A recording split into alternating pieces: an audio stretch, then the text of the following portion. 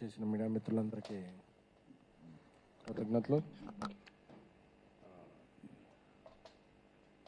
ఈ ప్లేసింగ్ ఒకటేనా? ఓకేనా? ఓకే.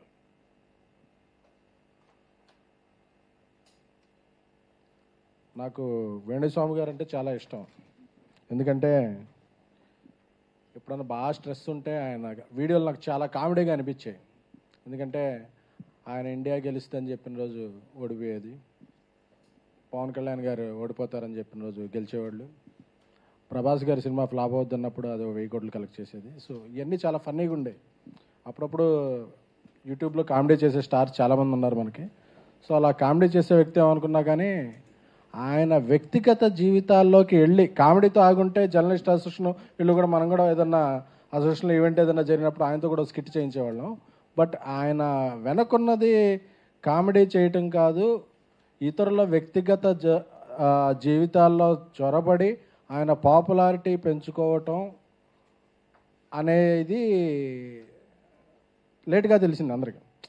అంటే ఎవరో సీరియస్గా తీసుకోవాలా, ఇంతవరకే సీరియస్గా తీసుకుంటే బాగుండేది. సరే ఏదో ఇలా పాలిటిక్స్లో ఉన్న వాళ్ళకి క్రికెటర్ల మీద ఇలాంటి కామనే కదా ఇప్పుడు అని చెప్పి అనుకున్నారు. సో ఒక జంట, ఒక సెలబ్రిటీ కపుల్ వివాహం చేసుకుందాం అనుకున్న ఎంగేజ్మెంట్ రోజే వీళ్ళు విడిపోతారు అనే భావజాలానికి, ఒక అసహ్యకరమైన భావ ప్రకటనకి జ్యోతిష్యం పేరుతో ఆయన లోకి వెళ్ళిపోయినప్పుడు, ఎందుకంటే ఈ మధ్య ప్రెస్ మీట్లో జరుగుతున్నప్పుడు నేను జర్నలిస్ట్ అసోసియేషన్ నుంచి ప్రొడక్షన్లోకి వెళ్ళాక నేను ఎప్పుడొచ్చినా అందరితో మీడియా మిత్రులతో షేర్ చేసుకుంటున్నా, చూడండి ఆ ప్రెస్ మీట్లో ఇలాంటి క్వశ్చన్ అడిగినప్పుడు ఇలా అవుతున్నారు, ఇలా జరుగుతుందని చెప్పి. సో అందరూ కూడా ఈ ఇన్సిడెంట్నే అందరూ కూడా ఎందుకంటే ఒక కపుల్, ఎందుకంటే శుభమాన పెళ్లి చేసుకుంటుంటే ఎప్పుడైనా సరే మనం ఎవరైనా సరే సుఖీ భవ అంటాం, అంతేగాని ఇంకేదో అనం. అది అనేది సంస్కారం. ఎందుకంటే జ్యోతిష్యం ఇలాంటివన్నీ శాస్త్రీయత ఉందా లేదా అన్న వాటిని మన పురాణాల్లో గొప్ప శాస్త్రాల కిందే చెప్పారు. సో వాటన్నిటికీ సంస్కారం ప్రధానం. కానీ సంస్కారం లేకుండా నిన్న ఆయన వీడియో ఏదో చూశాను, బ్రాహ్మణులందరూ సపోర్ట్ చేయాలి, వీటి కులాలు ఏంటండి? అలా అయితే ఇప్పుడు ఆ పెళ్లి చేసుకునేది ఒక బ్రాహ్మణ యువతే కదా, తప్పు కదా. అసలు కులాలేంటి, మతాలేంటి అంటే నేను చాలామంది సెలబ్రిటీలు చూశాను, లేదండి మాకు ఇలాగా ఈ పూజ చేయిస్తే ఇలా అన్నారండి, ఈ పూజ చేయిస్తే ఇలా అన్నారండి, ఈ పూజ చేయాలి ఇస్తే, అది ఎవరు వ్యక్తిగతం, వాళ్ళకి ఇష్టం ఉంటే పూజ చేయించుకుంటారు, లేకపోతే లేదు. బట్ చూసిన చాలా వీడియోల్లో చాలామంది మనోభావాలు దెబ్బతింటమే కాదు, ఒక వికృతమైన పోకడది. వీళ్ళు విడిపోతారు, ఒక 2 ఏళ్ళలో ఒక టాలీవుడ్ హీరోలో ఒక చచ్చిపోతాడు, ఏంటిది అంటే ఎంతోమంది భయభ్రాంతులు చేయన. ఇప్పుడు మనం చెప్తుంటారు, ఇప్పుడు ఎలాంటి అంటే మనకు అప్పుడప్పుడు ఫోన్ వస్తుంది, ఎయిర్పోర్ట్లో బాంబు పెట్టారంట అని చెప్పి. అది ఫేక్ కాలే అవుద్ది, బట్ భయపడతాం, అందరూ అలర్ట్ అవుతాం, అందరూ సెర్చ్ చేస్తారు, సెర్చ్ చేసిన తర్వాత ఆగతాయని పట్టుకుని జైల్లో వేస్తారు. అలాంటి ప్రక్రియ జరగాలి, లేకపోతే ప్రతిసారి ఆ హీరో చచ్చిపోతాడు, ఈ హీరోయిన్ చచ్చిపోద్ది, లేకపోతే విడిపోతారు, ఈయన ఓడిపోతాడు అంటే చాలామందికి ఇబ్బంది కలుగుతున్నాయి. సో పొలిటికల్ ప్రెడిక్షన్స్ వీటిని మనం వాళ్ళ విజ్ఞతకి వదిలేసిన, ఇక కుటుంబాల మధ్య కూడా ఒక వివాహ వ్యవస్థలో కూడా ఇటువంటి పర్సనల్ జీవితాల్లో కూడా జ్వరపడుతున్నప్పుడు జర్నలిస్ట్ అసోసియేషను, ఎందుకంటే జర్నలిస్ట్ అసోసియేషన్ జర్నలిస్టుల సంక్షేమం కొరకు, అలాగే film chamber, director association, produce council అందరితో కూడా అన్ని రకాలుగా ఒక 24 క్రాఫ్ట్స్లో ఒక భాగంగా ఉన్న వాళ్ళందరితో కూడా సమన్వయం చేసుకుంటూ ఒక ఫిల్మ్ ఇండస్ట్రీలో ఒక మంచి వాతావరణాన్ని క్రియేట్ చేసే విధంగా journalist association, digital media association, ఇన్ని అసోసియేషన్లు కలిసి ఉన్న టైంలో ఇలాంటిది మనం ఒక చర్య తీసుకోవాలని చెప్పి రాంబాబు గారు అందరూ చర్చించుకుని అందరూ ఏకగ్రీవంగా వెళ్ళి ఇది మహిళా కమిషన్కి ఆ రోజు ఇది పెట్టారు. అంటే నువ్వు ఎంతమందిని అన్నావు, ఇన్ని మాటలు అన్నప్పుడు ఎవ్వరు రియాక్షన్ రాలని సేపు చాలా ఉంది, ఓహో నేను ఇది అని. ఒకసారి ఎవరైనా రియాక్షన్ ఇది అంటే మమ్మల్ని బ్లాక్మెయిల్ చేశారు, మీడియా వాళ్ళకి మెయిల్ చేసుకుంటాకే టైం ఉండదు, బ్లాక్మెయిల్ ఎక్కడ చేస్తారండి అసలు? సో జ్యోతిష్ శాస్త్రంలో మీరు చూడాల్సింది విధి, నిధి కాదు.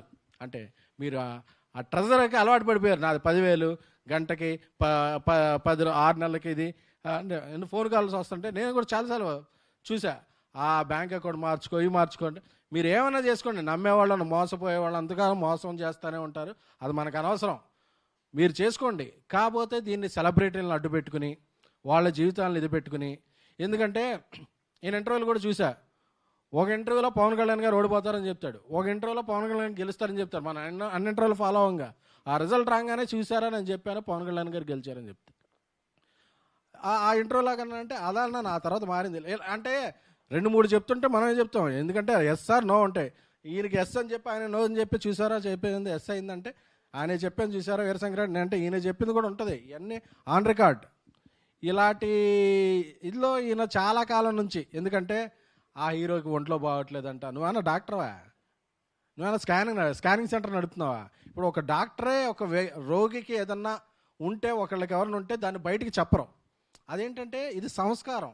అలాగే విజ్ఞాన శాస్త్రం, అలాగే నువ్వు జ్యోతిష్ శాస్త్రాన్ని నిజంగా పాటించేవాడు అయితే ఒకళ్ళకో లోపల నిజంగా నీకు ఉందని తెలిసింది ఉంటే వాళ్ళకి ఎవరికైనా చెప్పు, లేకపోతే నీలో ఉంచుకో. అంతేకాని ఇలా జరుగుద్ది పోనీ నువ్వు చెప్పినవన్నీ జరిగినాయా? జరగలేదుగా. అలాగే ప్రతి వాళ్ళని పిలిచి మీడియా బయటలు ఇచ్చి అదే సంస్కారం లేకుండా ఇలా ప్రవర్తించి ఒకసారి మీడియా దీని గురించి కంప్లైంట్ చేస్తే మీడియానే తప్పని చెప్పేసి, ఐ వెల్కమ్ వేణుస్వామి గారు. మీడియాలో కానీ మీడియాలో వ్యక్తులు కానీ మీరు అలా ఎవరైనా బ్లాక్మెయిల్ చేస్తుంటే మీరు సాక్ష్యాలు, ఎందుకంటే మీరు గ్రహాల కదలికల్ని శాసిస్తారు, అదే తెలిసిపోతాయి మీకు. అంటే మిగతా వాళ్ళందరికీ టెలిస్కోప్ చూడాలి, ఈయన రేబాన్ పెట్టి చూస్తేనే తెలిసిపోద్ది ఆ గ్రహాల కదలికలు. సో అంతటి విజ్ఞానవంతులు కాబట్టి ఇప్పటికైనా మీరు తప్పులు అందరూ చేస్తారు. సో జరిగింది తప్పని ఒప్పుకొని ఇటువంటి విధానాలకి స్వస్తి పలకండి. అంతేగాని వ్యక్తిగత విధానాల్లోకి వెళ్ళిపోతాం, జీవితాల్లోకి వెళ్ళిపోతాం. జర్నలిస్ట్ సోషల్ మీద కంప్లైంట్ చేస్తాం, మీడియా మీద కంప్లైంట్ చేస్తాం, సెలబ్రిటీల చావు పుట్టుకలు నిర్ణయిస్తాం, వాళ్ళ వివాహ వేదికలు వివాహంలో బ్రేకప్లు అన్నీ నిర్ణయిస్తాం అనే మీరు వెళితే తప్పనిసరిగా ఈసారి అందరి నుంచి ప్రతిచర్య ఉంటుంది. ఎందుకంటే ఏదో ఒక చోట దీన్ని ఆపకపోతే వేణుస్వామిని రేపు ఒకసారి రామస్వామి రావచ్చు, గురుస్వామి రావచ్చు, ఇంకో స్వామి రావచ్చు, ఇంకో వెంకటప్ప రావచ్చు, ఎవరు రావచ్చు, అందరూ ఇదవుతాయి. సో అలాగే కొన్ని యూట్యూబ్ ఛానళ్ళకు కూడా స్వీయ నియంత్రణ అవసరం. ఎందుకంటే ఎవరైనా చెప్తే దాన్ని పెట్టుకుని మీరు హెడ్లైన్స్ పెడతాం వల్ల ఓకే వస్తున్నారు కదా వాళ్ళు చెప్తున్నాను కదా అని చెప్పి ఇలాంటి వాళ్ళు ఎక్కువ ఇదవుతారు. అది డిఫరెంట్ టాపిక్, దాని గురించి వేరేసారి మాట్లాడుకుందాం. కానీ బట్ ఇది తప్పు, ముమ్మాటికి తప్పు జరిగినప్పుడు జర్నలిస్ట్ అసోసియేషనే కాదు ఫిల్మ్ అండ్ ఫెటర్నిటీ నుంచి కూడా రెస్పాన్స్ వస్తుంది, అందరూ ఖండిస్తారు. ఎందుకంటే మీరు చెప్పినవన్నీ తప్పైనాయి సార్. పవన్ కళ్యాణ్ గారు అసలు గెలవరు అని చెప్పారు, అది ఎంత ఇదైందో ఆయన ఇప్పుడు ఎక్కడున్నారో తెలిసింది. ఇండియా ఆ రోజు మీరు చాలా వీడియోలు పెట్టారు అప్పుడు క్రికెట్ గురించి, అందుకే అందరూ హ్యాపీ కూర్చుంటే ఓడిపోయింది. అలాగే ప్రభాస్ గారి సినిమాలు అస్సలు ఆడమని చెప్పారు, చాలా అభిమానులు. అసలు ప్రభాస్ గారు ఎప్పుడో ప్రెస్ మీట్ రారు, సోషల్ మీడియాలో ఉండరు, ఆయన పెద్ద యాక్టివ్గా ఎవరితో ఇదవరు, ఆయన పని ఆయన చూసుకుంటారు. ఆయన అభిమానులు కూడా చాలా బాధ పెట్టారు. తీరా చూస్తే ఇండియాస్ బిగ్గెస్ట్ హిట్ అయింది ఈరోజు కలికి. సో ఇవన్నీ కూడా మీరు ఎన్ని తప్పులని తెలిసినా ఇక పెళ్ళిళ్ళు వీటిలో కూడా అంటే ఏదో ఒకటి నిరూపించుకోవాలని చెప్పి ఒక 3 ఏళ్ళు టైం పెడితే 3 ఏళ్ళలో డిస్కషన్ పాయింట్ అవుద్ది. కానీ ఇలాంటివి చేయకండి సార్. ఎందుకంటే జ్యోతిష్య శాస్త్రమే కాదు, ఏ పురాణాలు, ఏ ఇతిహాసాలు, ఏ భారతం, ఏ రామాయణం, ఏ శాస్త్రం కూడా మనిషిని మనిషిగా గౌరవించు, వీలైతే మంచి చేయంటే తప్ప అతను చావు పుట్టుకలు నువ్వు చెప్పలేవు.